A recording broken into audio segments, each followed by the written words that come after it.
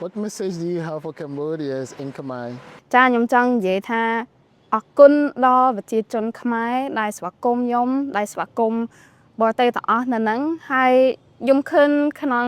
TikTok ខ្ញុំក្នុង social media ខ្ញុំមានតែអ្នកគ្រប់ត្រហើយខ្ញុំពិតជាអរគុណដែរសារពេលខ្លះខ្ញុំមានអារម្មណ៍ដូចខ្ញុំជាមនុស្សធម្មតាខ្ញុំគ្មានអីពិសេសគ្មានអីដែល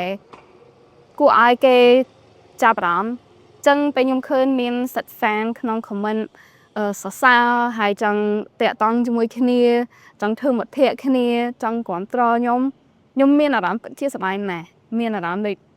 ខ្ញុំមកខ្មែរមានតម្លៃមានប្រយោជន៍នៅខ្មែរអញ្ចឹងទៅមុខទៀតខ្ញុំចង់និយាយថា